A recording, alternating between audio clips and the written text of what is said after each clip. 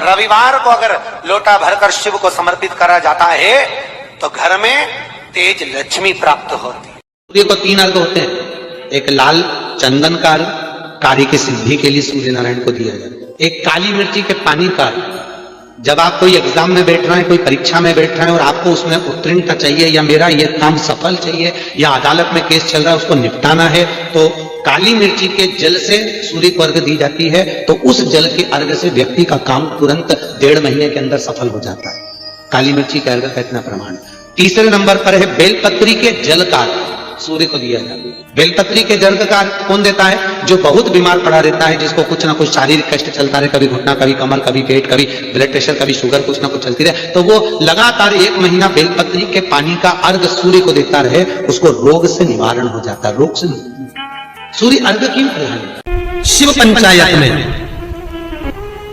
गुड़, चावल, लाल फूल और लाल मिर्ची के 11 दाने पानी के कलश में तांबे के लोटे में लेकर हाथ को ऊंचा कर कर नेत्र, नासिका, वक्षस्थल के सम्मुख में जो सूर्य नारायण को अर्घ देता है, जल चढ़ाता है, पर जो सूर्य को अर्घ रविवार के दिन दे देता है, अगले रविवार तक पैसे की आवक आना प्रारंभ हो जाती है। जो आज तक फोन नहीं उठाता वो फोन।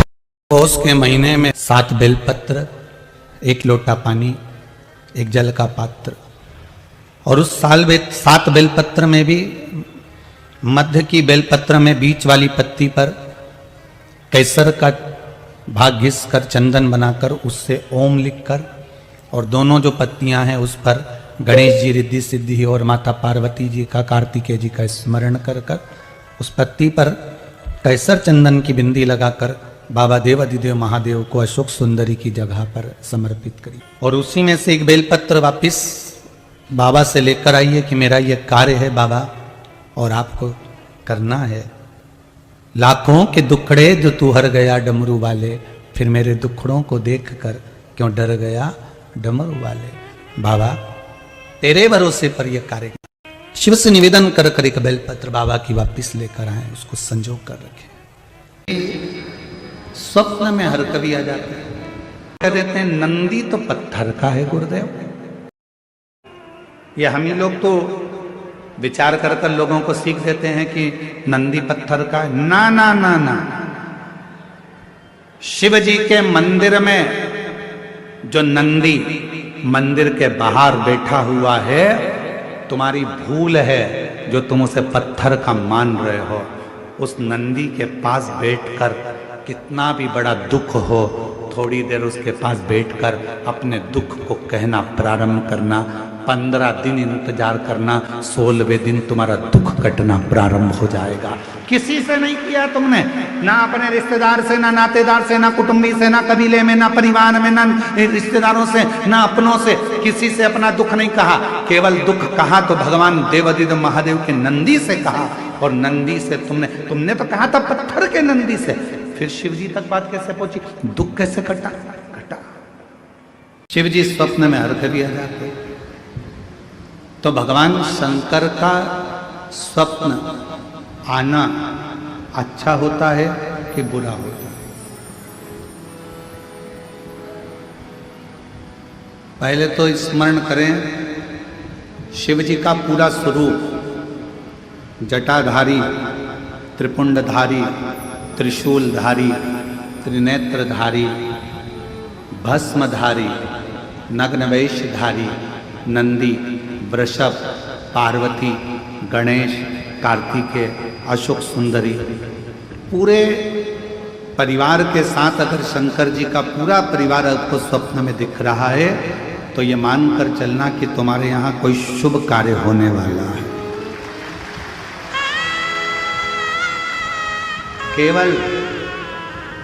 केवल और केवल भगवान शंकर त्रिशूल लेकर, त्रिपुंड लगा है, जटाजूड़ बांधे हुए हैं, भस्म रमी हुई है, मृगछाला पहने हुए हैं, बागंबरधारी है, रुद्राक्ष की माला है, चेहरे पर मुस्कुराहट है, अकेले शिव त्रिशूल के साथ नजर आ रहे हैं, तो समझना कोई संकट आने वाला था, उसको टालने के लिए मेरा शंकर तुम्हारे स्वप्न में आकर खड़ा।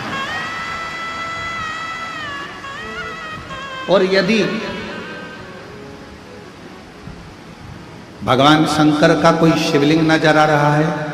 केदारनाथ, भीमा शंकर, महाकाल, कुबेरेश्वर बाबा, मल्लिकार्जुन, वैद्यनाथ, कृष्णेश्वर, या तुम्हारे घर के पास में जो शिवलिंग है वो भी, या कोई पुराना शिवलिंग जिसको तुमने कभी देखा ही नहीं है, तुम्हारे स्मरण में भी कभी नहीं आया, ऐसे शिवलिंग का अगर दर्शन हो रहा है तो ये समझ लेना कि शंकर भगवान आपके द्वारा कोई अच्छा कार्य करवाने वाले हैं और वो आपको प्राप्त होगा, चाहे वो किसी भी अवस्था की हो। चाहे उस बेलपत्र का ये पत्ता आधा टूट गया हो, चाहे वो बेलपत्र का एक पत्ता भी पूरा टूट गया हो, चाहे वो बेलपत्र 2 पत्र की हो गई हो, चाहे वो बेलपत्र को कीड़ा खा गया हो, चाहे वो बेलपत्र खंडित हो गई हो, चाहे वो बेलपत्र किसी भी तरह की हो गई हो, चाहे वो बेलपत्र शंकर जी पे चढ़ी क्यों ना हो, चाहे वो बेलपत्र एक किताब में रखकर सूख गई हो, चाहे वो बेलपत्र के टुकड़े टुकड़े हो गए हो, चूरा चूरा हो गया हो, तो भी वो बेलपत्र मेरे शंकर भगवान स्वीकार कर लेते हैं।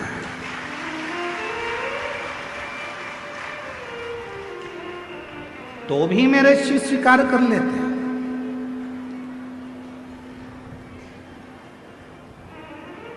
कभी अगर मौका लगेगा तो हम अपनी जिस गाड़ी से हम लोग आते जाते रहते हैं, उस गाड़ी में हम लोग एक किताब रखते हैं शिव जी की, वो एक किताब रखते हैं। उस किताब में बेलपत्र को, ऐसे बेलपत्र को हम लोग रख लेते हैं। क्यों रखी रहेगी? हमारे पास में कहीं सफर में, कहीं एकांत में एकांतेश्वर महादेव मिल गए, किसी ओटले पर, चबूतरे पर शंकर का शिवलिंग मिल गया, पानी तो गाड़ी में रहता ही है, चढ़ाया, अपनी पुस्तक में से बेलपत्र निकाली, बाबा को चढ़ा दी और चढ़ाकर वापिस उठाकर हम रख लेते हैं।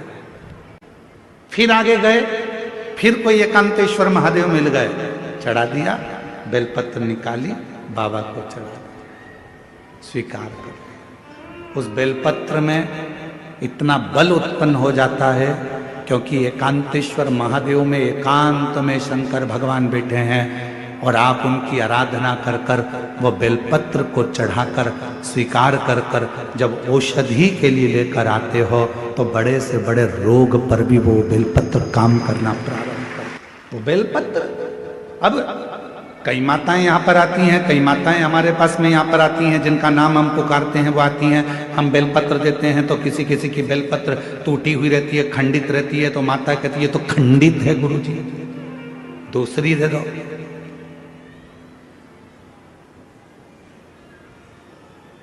दूसरी दे दो। अब हम आपसे एक बात पूछें, जरा उत्तर दोगे क्या? तुम्हारे को बीपी है, ब्लड प्रेशर है और तुम्हें डॉक्टर ने गोली दी है, ठीक है, समझना जरा बहुत अच्छे से, बीपी है, ब्लड प्रेशर है, एक गोली डॉक्टर ने दी है कि रोज खाना, और तुम्हारा पोता, तुम्हारा नाती उस गोली को तोड़ दिया, गोली के 2 टुकड़े कर दिए उस नाती ने। अब वो गोली 2 टुकड़े हो गए, 3 टुकड़े हो गए, तो क्या तुम वो गोली खाओगे तो असर नहीं करेगी क्या? बोलो तो जम के, करेगा ना? गोली तो असर करेगी, भले उसके 3 टुकड़े हो गए, 4 टुकड़े हो गए, 5 टुकड़े हो गए।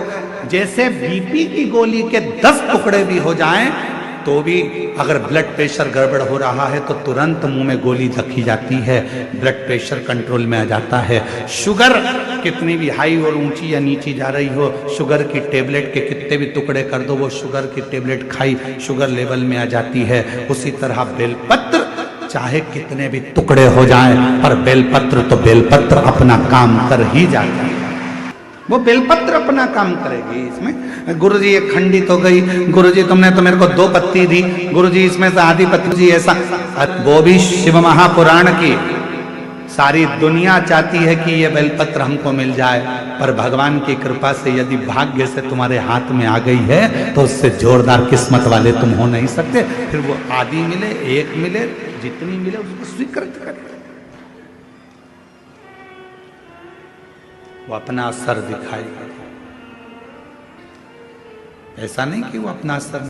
एक कटोरी में पंचामृत बनाकर ले जाते हैं, दूध, दही, शहद, घी, शक्कर, ये सब मिलाकर यदि आप लेकर जाते हैं और ले जाकर भगवान शंकर के सामने समर्पित करते हैं, एक बेलपत्री अशोक सुंदरी, अभी तक आपने जो बेलपत्री चढ़ाई है अशोक सुंदरी के ऊपर, डंडी का मुख जहां से पानी बहता है उस ओर रखा जाता है।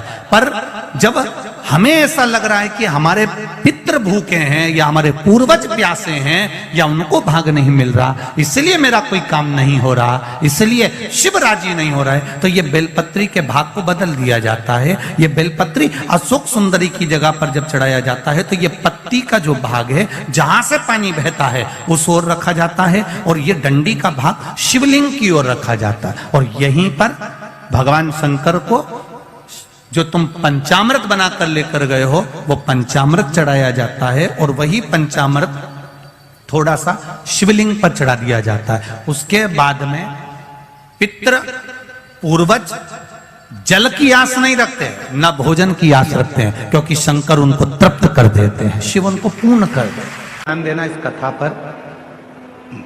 शिव के मंदिर में कभी भी जाओ, तुम्हारा बेटा कोई नीट का एग्जाम दे रहा है, कोई कंपटीशन एग्जाम दे रहा है, तुम्हारी बेटी कोई परीक्षा दे रही है, तुम्हारा बच्चा, बेटा बेटी, पति पत्नी कोई भी कोई एग्जाम में बैठने का प्रयास कर रहा है, पहले तो उससे कहो कि अपनी मेहनत 4 गुना कर, खूब पढ़, परिश्रम 4 गुना कर। और मान लो 5-6 बार दे चुका, 2-4 साल हो गए, 5 साल हो गए, तो फिर उससे कहो शंकर के मंदिर में 7 दुर्वा लेकर जाओ। कितनी दुर्वा? यहां क्या बोलते हैं झारखंड में? दुर्वा कि दूब बोलते हैं? दुर्वा। 7 दुर्वा शिव के मंदिर में लेकर गए। जब जल का पात्र साथ में, 7 दुर्वा को नीचे की ओर रखो हथेली पर, जल का पात्र हाथ में लेकर भगवान देवाधिदेव महादेव को जल समर्पित करो। 7 दुर्वा में से 6 दुर्वा षडानंद कार्तिकेय जी को समर्पित कर दो, 1 दुर्वा भगवान शंकर के शिवलिंग पर चढ़ा दो। अपने हाथ की 3 उंगलियां शिवलिंग का स्पर्श करो और अपनी कामना कहकर, बाबा बहुत एग्जाम दे चुका हूं, बेटा बेटी ने बहुत परीक्षा दी है, हो नहीं रहा बाबा, अब आपके भरोसे है। बाबा को विनय करो, शिव जी पे चढ़ी दुर्वा वापिस लेकर आओ। जिस बच्चा जब एग्जाम के लिए जाए, परीक्षा देने के लिए जाए, उस दिन वो दुर्वा को अपने मस्तक पर प्रणाम कर कर, नमन कर कर, षडानंद कार्तिकेय का स्मरण कर कर फिर एग्जाम के लिए जाए। पढ़ाई अच्छी करना, दिल से करना, मेहनत ज्यादा करना, और एक बार ये प्रयोग कर कर देखना, मेरा षडानंद कार्तिकेय सफलता जरूर प्रदान करे। 6 मुख से षडानंद कार्तिकेय जी का जो वर्णन हमारे शिव महापुराण में किया गया है, स्कंद पुराण में किया गया है, षडानंद कार्तिकेय जी फल शीघ्र प्रदान करते, शीघ्र। किसी को हल्के में मत लेना, किसी को कमजोर मत समझना। कब किससे कहां पाला पड़ सकता है कोई मालूम नहीं है। लोग समझते हैं गरीब है, लोग समझते हैं ऐसा है, अनपढ़ है, बेकार है, गरीब है, लोग उसको धुतकारते हैं, हटाते हैं, पूछते नहीं है, समझते नहीं है। तुम क्या सोच के बैठे हो कि जिंदगी में वो हमेशा गरीब ही रहेगा? शिव पुराण की कथा कहती है, अगर मेरे बाबा देवाधिदेव महादेव के भजन में वो लग गया, भले गरीब है, तुमने नहीं पूछा, सम्मान नहीं दिया, आदर नहीं किया, सत्कार नहीं किया, उसको कुछ भी नहीं किया तुम लोगों ने, और वो गरीब था, गरीब था, गरीब था, और एक दिन वो शिव पुराण की कथा में पहुंच गया और उसने अपने मंदिर में 1 लोटा जल चढ़ाना प्रारंभ कर दिया, और एक दिन मेरे महादेव ने उसका हाथ पकड़कर उसे उन्नति की सीढ़ी पर चढ़ा दिया। तो एक दिन तुमको भी उसके हाथ जोड़ना पड़। कोई कह रहा था, गुरुजी क्या हम गिलास से शंकर जी को जल चढ़ा सकते हैं मंदिर में जाकर? क्या हम गिलास से शिव जी को जल चढ़ा सकते हैं?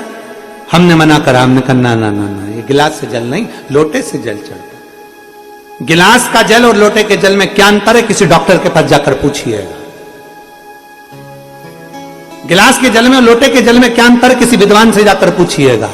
गिलास के जल में और लोटे के जल में क्या अंतर है, किसी आयुर्वेद से जाकर पूछिएगा। गिलास के जल में और लोटे के जल में क्या अंतर है, किसी होम्योपैथिक वाले से जाकर पूछिएगा कि गिलास के जल से बीमारी बढ़ती है और लोटे का जल जब बिंदु को केंद्रित करता है, जब हम भगवान शंकर को चढ़ाते हैं तो एक केंद्र बिंदु बनता है, उस केंद्र बिंदु का जल जब हम आचमन करते हैं तो वो रोग को मुक्त करता है। दुनिया के लोग कहते हैं सियोर वाले महाराज ने कह दिया तांबे के लोटे में जल लो, शिव जी को चढ़ाओ, उसका क्या प्रभाव पड़ेगा। हम कहते हैं उससे बिंदु, आज का विज्ञान, आप जाकर सब कुछ हमारे विज्ञान से जुड़ा हुआ है। जितना भी शिव की आराधना है, एक बेलपत्री भी चढ़ा रहे हो तो विज्ञान से जुड़ी हुई।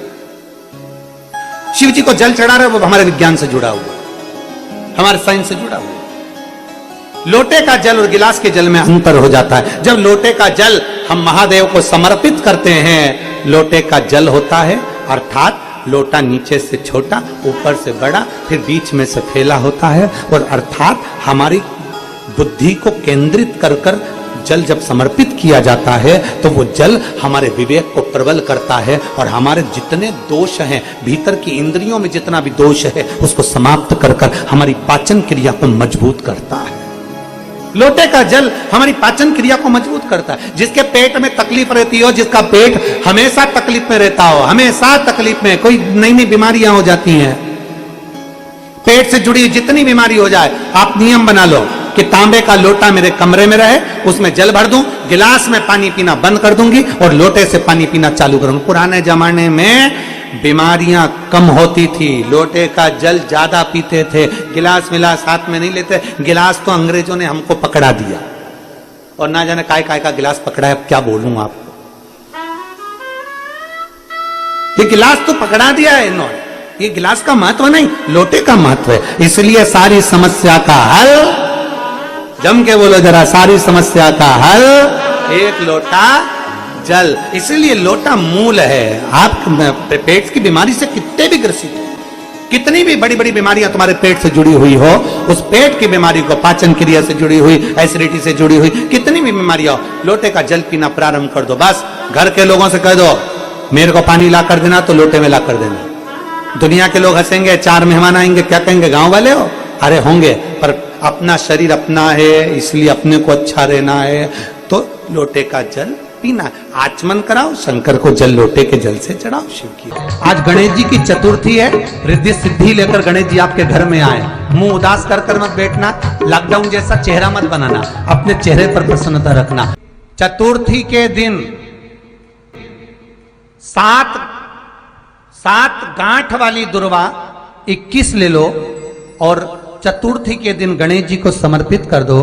पंचमी तिथि को उस दुर्वा को उठाकर दूध में डाल दो और उस दुर्वा को दूध में डालकर उस दूध में उस दुर्वा को मल लो, और जिसके सफेद चमड़ी पड़ गई हो, चर्म रोग हो गया हो, उस दूध को उस दुर्वा के साथ, दूध नहीं भी हो तो पंचमी के दिन दुर्वा का लेपन शरीर पर कर लें। आधे घंटे तक करने पर पंचमी को प्रदोष काल में स्नान कर लें। महाराज आपको चर्म रोग में आराम लग जाएगा, सफेद चमड़ी अपने असली रंग में आना प्रारंभ हो जाएगी। 21 दुर्वा के 108 बंडल बना लो। अगर एग्जाम में बैठ रहे हो, सरकारी परीक्षा में बैठ रहे हो, पास नहीं हो रहे, नौकरी नहीं लग रही, बहुत जगह इंटरव्यू दे दिया, 21 दुर्वा के 108 बंडल बनाओ, उसकी माला बनाओ और देवी के मंदिर में, माता जगदम्बा के मंदिर में, अर्थात जहां शंकर पार्वती पूर्ण परिवार विराजमान हो, ऐसे देवी के मंदिर में गणेश जी के गले में वो माला अर्पण करिया है, अपना नाम बोलकर और जिस एग्जाम में बैठ रहे हैं उसका भाव वर्णन कर कर महाराज, और वहीं से एक पुष्प लेकर अपने कमरे में जहां पढ़ते हो कांच की प्लेट में उस फूल को रख दीजिए और दूसरे दिन एग्जाम के लिए चले जाइए, आपको उसका फल अवश्य मिलेगा, अवश्य मिलेगा, आप उसमें उत्तीर्ण होंगे, फल प्राप्त होगा। दुर्वा सुख का अनुभव करा देता, आनंद का अनुभव।